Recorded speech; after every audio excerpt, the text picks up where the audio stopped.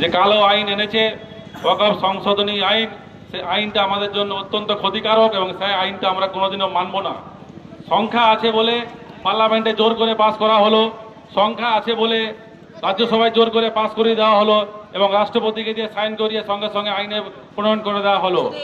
এই যে ওয়াকফ সংশোধনী আইন, এটা আমাদের জন্য যে কতটা ক্ষতিকারক, কতটা আমাদের ক্ষতি করতে চাইছে সেটা আমরা বুঝতে পারলেও সেন্ট্রাল গভর্নমেন্টও বুঝতে পারছে, কিন্তু তারা ভাবছে যে মুসলমান সমাজের ভালোর জন্য আমরা আইনটা এনেছি।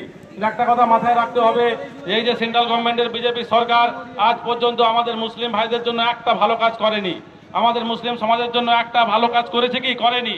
তাহলে ওদের মনের মধ্যে হঠাৎ করে এত ভালোবাসা জেগে গেল কি করে যে মুসলিম সমাজের ভালোর জন্য ওয়াকফ আইন আনছি? এই আইনে কি আছে?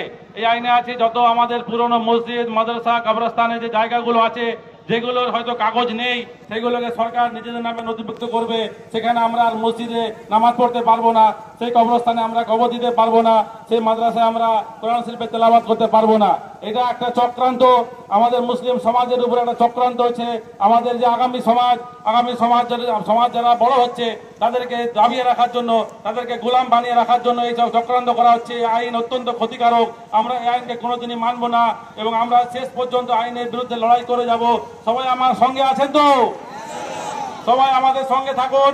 আপনারা দেখবেন আজকে সুপ্রিম কোর্ট আমাদের थोड़ा একটু স্বস্তি দিয়েছে। সুপ্রিম কোর্ট কেন্দ্রীয় সরকারকে 3টি পয়েন্টে কোশ্চেন করেছে, সেই কোশ্চেনের জবাব সেন্ট্রাল গভর্নমেন্ট দিতে পারেনি। তারা 7 দিন সময় চেয়েছে।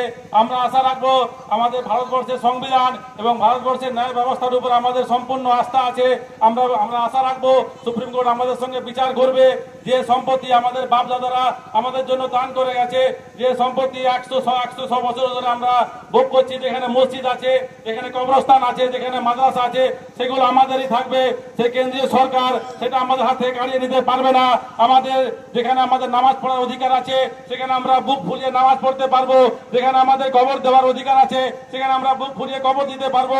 যেখানে আমাদের ছোট ছোট বাচ্চারা মাদ্রাসায় মক্তবে কোরআন শরীফ পড়তে পারবে, সেখানে আমরা বুক ফুলিয়ে কোরআন শরীফে তেলাওয়াত করতে পারবো। যেখানে আমাদের ঈদগাহ আছে, যেখানে নামাজ পড়ার ক্ষমতা আছে, সেখানে নামাজ পড়তে পারবো। সেই অধিকার আমরা কাউকে ছিনতে দেব না। একটা কথা মাথায় রাখতে হবে, যত আন্দোলন আমরা করব সম্পূর্ণ শান্তিপূর্ণভাবে আন্দোলন করব।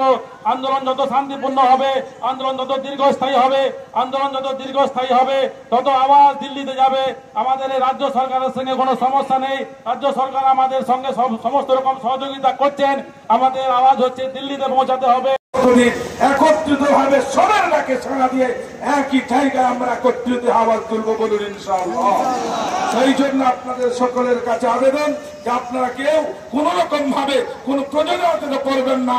আমার মসজিদে যেখানে একটা কবরস্থানে যেখানে মাটি দেওয়া হয় পূর্বটাকে, সেখানে মাটি দেওয়া হয় দেওয়ানদিকে, সেইখানে মাটি দেওয়া হয় আজানগাছিকে, সেইখানে মাটি দেওয়া হয় অন্যান্য সিলসিলাকে।